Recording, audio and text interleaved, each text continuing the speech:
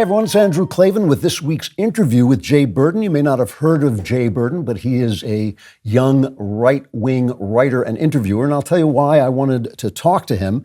I've been talking on my show, on the Friday podcast, about the fact that I think that we're coming to the end of something. It's really the end of the boomer generation, which has dominated the mindset of America for as long as I've been around, because I am a boomer. And I think when we look at, the people who are probably going to be running for president, we see Joe Biden, who represents the end, I think, of the Great Society. I think wokeness is the end of the Great Society. It's become basic madness because it failed. It failed to do the things that they promised it was going to do, and yet it did give power and money into the hands of politicians, so they don't want to give it up. And so instead of giving it up, they keep calling us names for disagreeing with it. And now they're just saying, well, we'll just hire people according to race. They've come basically full circle. And that's the end of that. And Donald Trump, I feel, is also the end of something. He sounds like a conservative. He has the anger and the gestures of a conservative, and he has the bluntness of conservatism, but he's not actually a conservative. He doesn't actually believe in the project of returning America to a pre-welfare state freedom, or at least a pre-Great Society freedom, if not a pre-New Deal freedom. And so that project, which was the conservative project for most of my lifetime, has also failed. And so when I see something passing away, and I know that that means there's going to be turbulence ahead. I hope it doesn't get violent, but we don't know. I know something new is going to come along. And so I started listening to some of the younger right-wingers, because I'm not really interested in how the left wants, what kind of power the left wants to seize from me. And I am interested in what the right-wingers are saying. I've heard a lot of different ones, but the one that really appealed to me was Jay Burden. He has an interview show. He says he's focused on reconnecting to tradition and challenging the myths of modernity. I found him very intelligent and earnest, which matters to me, because I don't want to dodge around with some guy who won't tell me what he thinks.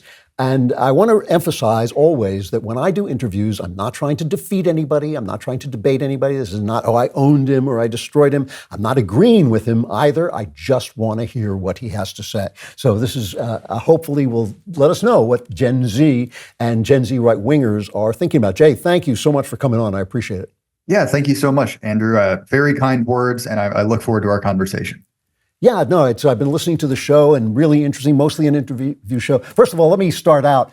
But before we started, I was trying to think of the name of the novel. Jay Burden is obviously a pseudonym that was taken from All the King's Men. That was the name, which is an excellent novel by Robert Penn Warren, which I haven't read for many, many years. But why did you pick that name? I do remember the character. Why did you pick that name? So actually, for a very deliberate reason. You mentioned that I, present as very earnest on my show, and that's something I do very deliberately because it's not natural to me. I think for a lot of people, it's very easy to drop into a type of low cynicism, particularly when you look at a system that is very obviously run by cynical people, right? That treats genuine belief as something kind of embarrassing or as a shield for something else. And so in the novel All the King's Men, which is Robert Penn Warren, a Southern agrarian writer, that book has sort of two main plots. The B plot in the background is sort of the rise and fall of this man, Willie Stark, who's sort of a rough analogy for the famous Louisiana progressive Huey Long. So that's in the background, right? And so we see the fall of this great man, where he kind of destroys himself through his love for power. But at the same time, the other side of the chiasmus, the X, is the rise of this character, Jay Burden, who goes from being this kind of like cynical, hard-bitten, kind of like yellow journalist, and he sort of redeems himself through the course of the novel, and our characters kind of overlap in the middle. And the way that he does that, and this is something that I find in my work, is by sort of understanding his relation to his tradition, to his parentage, to the people he comes from, and making peace with that.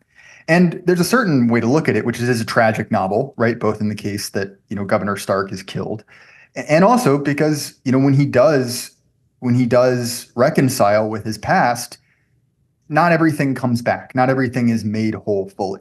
And I both see myself in that character for personal reasons I won't get into, but also because I think that's a position that a lot of young people find themselves in. They find themselves very cynical. They find themselves disconnected. And the way to to heal from that is to recognize your relation to your patrimony, to your tradition, the things that came before you. And again, it will never be as good as if there was no gap in the first place, but it is the only way, I think, to heal that gap. And so that's why I picked that as my pseudonym. Fair enough. Before we get into the details of your thinking, one thing I've noticed across the board, and you sound to me, when I've listened to you, you sound to me like you're somewhere between 25 and 30. Is that about right? Almost. I'm 24 years old. Okay, 24. So one of the things I've noticed when I listen to people your age is that the year 2020, which is the lockdown year, the COVID year, and the riot year, the year of the riots, seems to be a sort of turning point. It seems to be the hinge of your philosophy. Is that true of you? And can you describe it, why it is? So definitely. And I think that for a lot of people, 2020 was a very important kind of litmus test, because it was sort of a time where a lot of ideology, right, ideas that had kind of floated around in the mental space got tested, right? So for instance, 2020 effectively blew up the libertarian sphere, right? Like the Libertarian Party is split, it's in shambles, kind of the best and brightest have moved on to other things. And that's basically because if you're a libertarian, the moment where there's a ton of government overreach, well, that's when libertarians should rise to the front. Everyone should look at them and say, oh, they're the ones who have the best way to fix it. And well, to be honest, that didn't happen, right? We saw that, in fact, quite a lot of people really liked it, and so that sort of showed that ideology couldn't stand up to kind of the harsh light of reality. But for people who aren't libertarians, who have other kind of political thoughts, I think it showed that, politics is a real game, right? That our enemies, right, are quite comfortable ruining your life. We see that roughly 60% of small business is closed, and that's not a problem for the people in power, because their constituents, their real constituents, aren't small business owners. You see that the idea that these people are in any way consistent, that also flew out the window, right? We're at the same time we're being told like, oh, you can't go to church, that's too dangerous. You have to wear the mask. You have to, test 1,000 times a week. Well, Floyd riots are okay. In fact, those reduce COVID. And so I point that out not to just say, oh, the left is inconsistent. That's very obviously the case. But that effectively shows that they don't care. To them, it is all about power. They don't care that it's inconsistent, and they don't have to because they're in charge. And so looking at that, that's sort of a harsh realization, but I consider myself a realist. And that means that I look at the world how it is and not how I want it to be. Like, believe me, I'd love to exist in a world, where you could go up to your liberal opponent and say, your policy doesn't make sense. And they'd say, you know what? You're right. The data shakes out. We'll do something different. But that's manifestly untrue. And so I think that's why 2020 was such an important year, because it showed us very much, one, where the cards lie, and two, it showed us that, it doesn't really matter how perfect your mental model is, because the government can say you're not allowed to go outside, and at least a minority of your fellow citizens will turn you in if you disobey that order. Yeah, I have to say that I really feel that the establishment press on both sides has not taken stock of the trauma of that event, because you describe it really accurately, and you describe it, basically the way it was, the indifference, and it wasn't incompetence, it was actually power seizing, and it was based on something totally other than they were telling us. And I can understand if you're, in your 20s and that happens to you, it actually is going to change your trajectory. So let's talk about what you believe, because you don't actually talk about that much on your show. You let other people talk. What do you want the world to look like? And I'd also like to know, when you say libertarian, do you mean people who believe in liberty, or do you mean people who just think, who think liberty is all in all? That's mostly what I meant. The kind of people, and I meant that in the strict party line sense, right? People who would describe themselves as libertarians. Look, like, I don't want to live in a police state, but that doesn't necessarily make me the kind of person that you see at these sort of libertarian conferences that has a boot on his head or demands the right to speak naked in front of a crowd, right? Those people are patently ridiculous, and I feel comfortable criticizing them on the internet. I got it. Okay, so What is it you want the world to look like, or America to look like? If you were, I mean, at the end of William F. Buckley's life, he said, "I accomplished everything I set out to accomplish." If you could say that, what would America look like? Well, quite simply, I want, a ruling class who doesn't hate us, right? I'm under no, and again, that sounds silly, but it's a pretty simple request. We talk a lot about the kind of malice the government has for, traditional religious people like us, deplorables. And, when I look back in history, I'm under no illusions that we can create kind of the kingdom of heaven on earth, right? There will always be poverty, there will always be suffering, and there will always be government tyranny, right? It's just how it works. Now, we can minimize that, right? We can have a well-run society. And really, that's what I look for, a society where there is spontaneous order. And what that means is order, right? Things working without there having to be, a jackboot on your neck, right? Without there having to be a police state. And now what we have currently is sort of the worst of both worlds. We have a police state and nothing works, right? I can't go to the airport and, count on the fact that my flight will be there by the time I won't get, my flight changed around.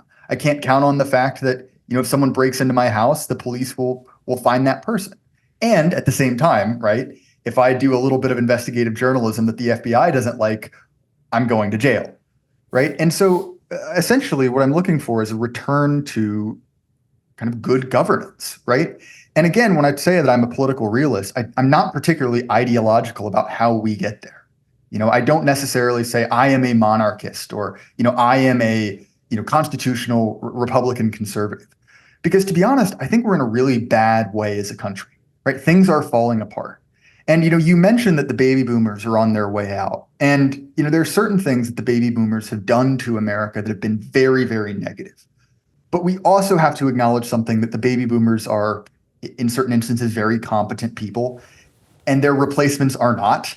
And so, you hear these stories all the time about like, GM needed to rehire their retired engineers because they didn't know how some system worked. And to be honest, right, that works when the engineer is 70 and is just sitting with his feet kicked up, but is basically still functional. But if he's dead, right, where do you get that competence from? And obviously, look, like my grandparents are boomers. I have a great number of friends who are. I'm not saying that I look forward to that time, but it is something that is approaching. And I think that what we're seeing now is the kind of ideas that began to percolate in the 1960s really appearing in the flesh, so to speak. So, things like, hiring based off of your immutable characteristics instead of competence has now resulted in a world where you cannot count on the fact that your doctor is a particularly intelligent person. And so really, like I said, I'm looking for a society in which there is good government. I think that there are certain ways to do that, right, that are kind of informed by human nature, especially when it comes to things like crime and punishment, right? Like you need to punish people for certain crimes. I think there are other ways to do that when it comes to political corruption. But I really consider myself non-ideological, right? I'm interested in specific solutions.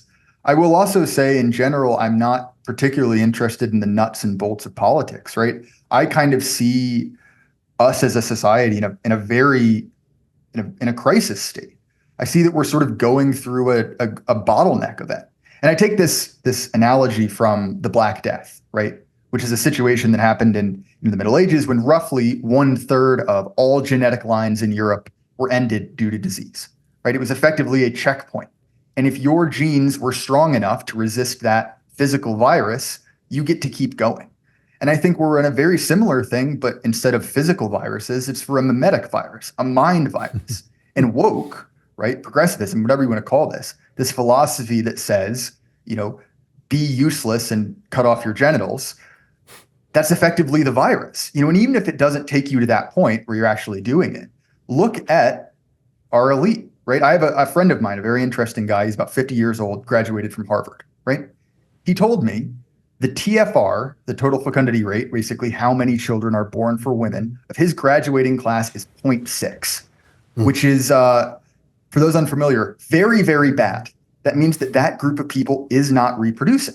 And I would argue that's because that virus has taken hold.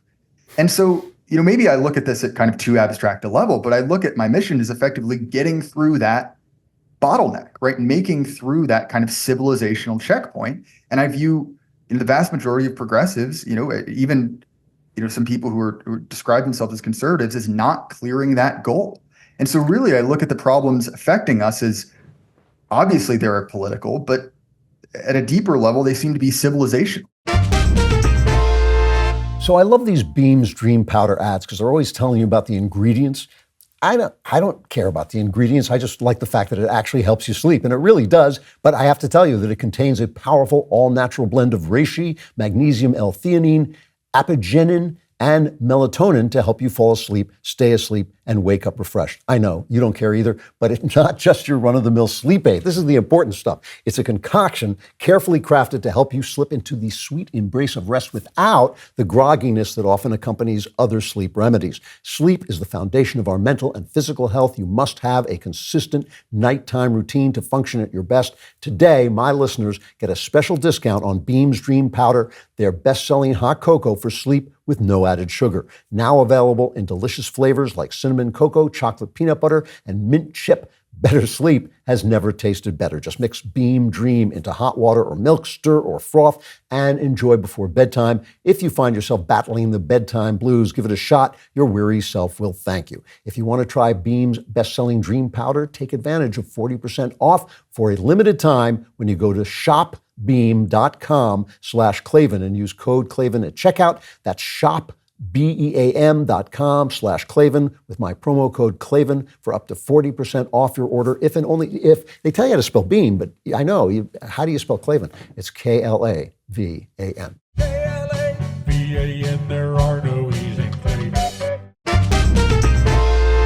I do want to go back for just a minute, though. You are being a little abstract in the sense that a lot of the younger people I listen to seem to have given up on the idea of small r republicanism, the notion that the people are sovereign, the notion that you can elect people who will rule. They think that they are attracted to monarchy. They're attracted to strongman politics. I hear a lot about Bukele, obviously, in Salvador, who is on the one hand doing good things. On the other hand, I sometimes worry that the people who admire the good things he's doing really admire the fact that he shut down their constitution for a period of time. In other words, I'm not sure which of those two things they're attracted to. Do you have ideas of what the best way forward is? Do you think republicanism is a good per se? Do you think that monarchy is a good per se, or do you not care at all? So there is something, and like I said, I'm a political realist, and there's this idea of the iron law of oligarchy, that effectively every system of government, if you really dig deep into it enough, becomes an oligarchy, right? A rule of plus or minus 30 men, right? And the sort of legitimating structure you put around that, right, the wrapping is relatively inconsequential. So look at our situation, right?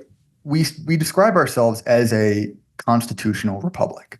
But if we look at that concept of sovereignty, right, it comes from, at least in my mind, who decides, right? When something comes into question, who is the deciding vote? And so effectively, sovereignty in the US is held in the Supreme Court, right? Which is it democratic? It's like, okay, down a kind of long winding series of paths, yes, I vote for people who have a say in who is selected as Supreme Court. And okay, I see you're a little skeptical, so I'll justify that, right? If we have some kind of big controversy, right, and the left loved to use this seat of sovereignty as they have basically from FDR to about the Trump era, right? What they would do is they take something like, let's use birth control, right? That's far enough in the past that we can talk about it comfortably, right? They would say, okay, well, this is a big question, right? It is not being passed on the legislative level, right? In a few states, I believe it was Massachusetts, it had been. We will take it up to the seat of sovereignty, the Supreme Court. They will decide, and now it is law in the land. And so to me, right, are we living in a republic?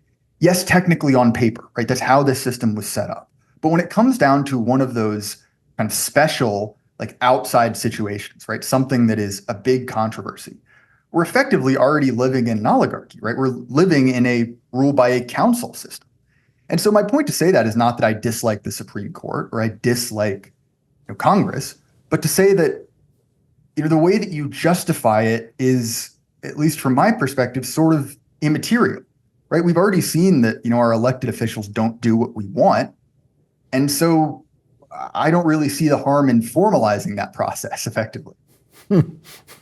So, no, I mean, that does sound like you've given up on republicanism. I mean, there was a time in my lifetime when a politician would change course if he felt the people were turning against him, which obviously, for instance, with Joe Biden and the border isn't true at all. I mean, he pretends, but he's not going to change course one little bit. So, but there was a time when people were more responsive to, when politicians were more responsive to the people, but people were also more interested in their liberty. I mean, I think the things that happened in 2020 when people were like, you're a bad person if you don't shut yourself up in your apartment and don't go to church and so on, that stuff didn't exist before. So there has been a change. There's no question. We're not in a steady state. This is an actual decline. And as you say, a bottleneck, which I think is also true. My question, I guess, is, as a conservative, you're not saying we've got to get back to point X. You're saying we've got to move forward to something else, or just accept the fact that it's going to be an oligarchy. And the question is, who are the oligarchs? Is that a fair way to put it? So sure. And if we're talking about the change, I sort of view, and maybe this will be unpopular with your audience, but effectively, America is a non-formalized empire. Right? We have kind of these satrapies around the world. Like, we have bases, and basically, if you don't do what we want, you'll get a knock on the door. And so what that means is we don't run ourselves like a republic anymore. I agree, we were a republic at one time.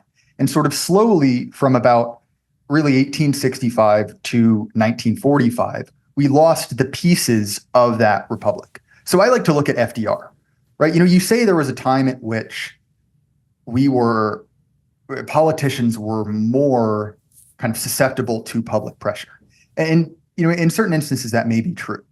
But in the case of FDR, who effectively made our modern American system what it was, right? We're all kind of living in his world. I mean, he was effectively a dictator, right? He, for instance, quite notably, took all of the gold in the country, right? Basically said, like, it is illegal now to have more than a certain amount of gold. You have to put it in my piggy bank, right? Fort Knox. And so to say, I think that we sort of in America are on our kind of like, how the French will number their republics? I think they're on their like fifth or sixth republic. We sort of have the same thing in America, right? And don't get me wrong, there obviously is a continuity, both in the kind of ideas we refer to, the documents we pull from, and obviously the people as well.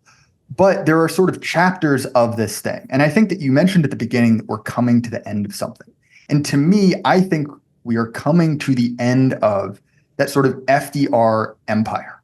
Right now, very obviously, America is losing ground abroad. I don't say that, joyfully. It just simply is the case. People are looking for other arrangements in certain areas of the globe. And so, I think that looking at that kind of post-war consensus as normal, right, the null state, that might have been true within the last 100 years, but I think that just changing material conditions as America goes from being an empire to a quote unquote normal country again, we will have to shift. And one of the other things about republics, right, is that republics tend to be more homogenous polities, right? They tend to have a lot of assumed value. We argue about a relatively small percent of, kind of what's up for, or like what the human condition, right? Like, we'll argue about, like maybe minor points of foreign policy or, how to run the state. And you see this, right, in the debates between, Kennedy and Nixon, for example, right? That they speak to each other very respectfully. They'll say things like, oh, we agree on the end state, but we disagree on how to get there. Right. And so what we've seen is, as that crack has widened, as the dialect has increased its scope, to the point where the very nature of what it is to be man and woman, right, the two basic categories of humans, or even what it is to be human, right, have entered the scope of politics. And this is really because of how the left works, right? The left works by pulling apart and breaking apart bonds to release power, right? It's like splitting an atom. You get a ton of political energy, power, but you're also left with this sort of radioactive sludge. And really, that's the situation we're in. We're sort of left in radioactive sludge. And what is up for debate has gone so totalizing that really these two factions cannot live together, because we are no longer two factions in a republic arguing about like, oh, should we veer to the right or veer to the left? It's a war of belief. We're arguing things that are not necessarily policy propositions, right? Like, when's the last time you heard anyone talk about policy? It is these fundamental questions: what is a man? What is a woman? And so when it talks about what does my end state look like, it is a non-politicized country, right? A country where obviously politics always exists, but politics is confined to governance, not to, what is it to be a man? What is it to be a woman? What is good? Are you a murderer for, eating meat, something like that? And so to me, I see that as an end goal. And when I look at epochs in the past, even relatively recent ones, I see depoliticized eras. Now, obviously, Americans have always really enjoyed politics, right? Like, you can read back to even 200 years ago, and people would get into riots and fights over local races, and that's probably healthy. But there's a difference between that and, I am going to burn down the whole country because I feel aggrieved because of certain special interests, right? Or, I demand that you refer to me, a 230-pound Alabama linebacker, as a woman because I put on a dress, right? To me, I think that is a reasonable ask. So I have to ask this now, that one of the things that I hear a lot of young people talking about is the role of one, religion, and two, race. And it seems obvious to me that many of the problems that the postmodern philosophers have emanate from the fact that they have lost their faith, that they're basically looking at a universe that has no other meaning than the matter in front of them. They even say that. And so, of course, even language starts to have no meaning. You can say a man is a woman, and it doesn't have any valence whatsoever. It's like there's no reason not to say it. And of course, the left has gone a long way to tearing us apart over race, and they're now demonizing white men, which I think is a really bad idea, since they're still in the majority, but also because they have a lot of the expertise that you're talking about. And I don't blame young white men for feeling angry about that. I'm concerned about it because I think that racialism basically has a pretty ugly history.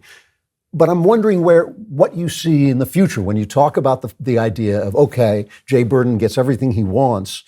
What is our ethnic makeup? What is our religious makeup? Are those things, can we maintain the basically kind of open, free society that we have, or does that have to change?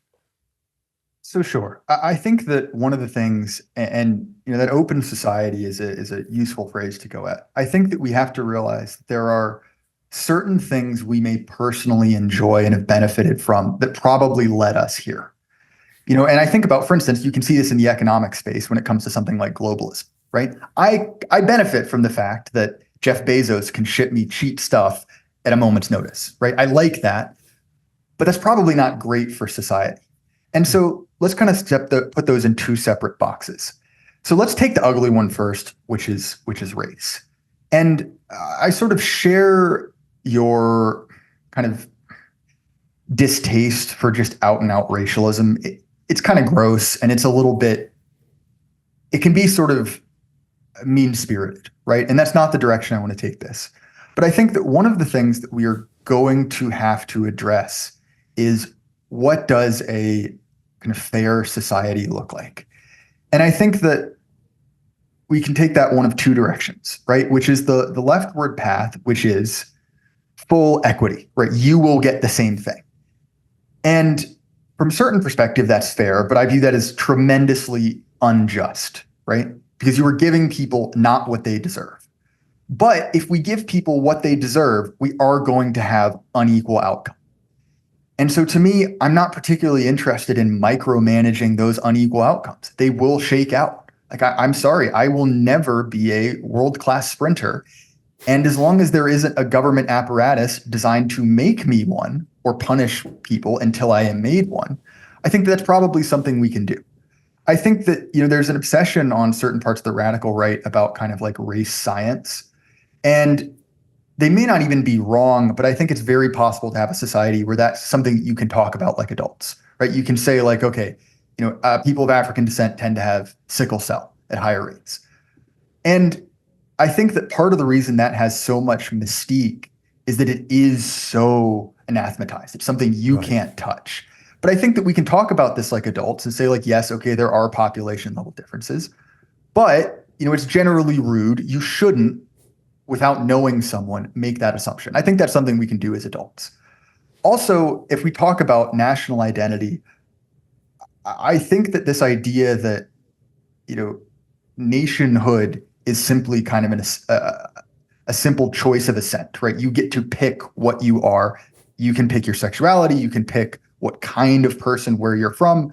I think that that's a really bad idea. And I think that wanting to stop the needle and say, well, it's ridiculous to say that I am XYZ gender, but anyone can be French. French is probably a bad example, but anyone could be English. Anyone can be German. I think that we have to realize that is a continuum, right? That idea progressed from one category to the other. And in America, it's a little bit tough, right? Because America has been fed by different waves of immigration. But I think if we're honest, we look at the 1964 Immigration Act and see that the country radically changes before and after. Obviously, there are still minority groups in America, but before and after, things dramatically change. And the kind of replacement level migration we've seen more and more and more really begins its genesis there. And I see that as a very bad thing. And it's bad for a number of reasons. One, it doesn't actually solve the problems of these countries we're pulling people from. We're kind of just stealing their smartest people and leaving them immiserated. And also, I think it's kind of a bad way to go about politics to just say, hey, if you have a problem, leave and come here, right? That sets up very perverse incentives. But also, it is part of the reason that crack in culture that we've been talking about has really been exacerbated. Because to be honest, right, the way that someone who is kind of bone deep drenched in, the myths of America, right, the cultural narratives of America is very different from someone, even with the best intentions, who's been here for 2 years, who's been here for 5 years. And does that mean that we put a wall up and don't let anyone in? No. But 10 million people is quite a lot of people, since Biden's taken office. And that will change the culture. And I think that, one of the things that I love about older movies, right, is looking back into a world where different groups of people are truly different, right? Like you'll go to France and you'll see a guy with a beret and a baguette, smoking a cigarette. You'll go to, Africa and see someone in traditional garb. You'll go to South America and see someone with llamas. And as society has become more and more globalized, those edges are being worn off. You can go find a Starbucks in any major city in the world. And there are certainly nice things about that. But I think that we have to recognize that these categories, male, female, these countries, these cultures are real. And there's something good and well ordered about having those barriers. And so don't get me wrong, I recognize that there are differences between different cultures and different racial groups. I think that's a good thing. And I think it's something we need to address, but we can do it without kind of, being overly chauvinistic or, antagonizing each other on racial or cultural lines. All right, I got to stop there, unfortunately. I really enjoyed talking to you. Where can people find your stuff? So sure, the Jay Burden Show is my primary output. You can find that on Apple, Spotify, YouTube, anywhere you listen to podcasts. You can also find me on Substack. It's a blogging platform under the same name. And again, Andrew, thank you so much for the opportunity. I really enjoyed speaking to you. Yeah, no, I really enjoyed listening to you. I'll be listening to your show and I'll have you back. I hope you'll come back another time. Yeah, thank you very much. All right, I'm glad I did that. Really interesting talk. I'm a little less despairing than I was, and I hope you will come to the show on Friday for the Andrew Klavan Show. I'll be there. I hope you will be there as well.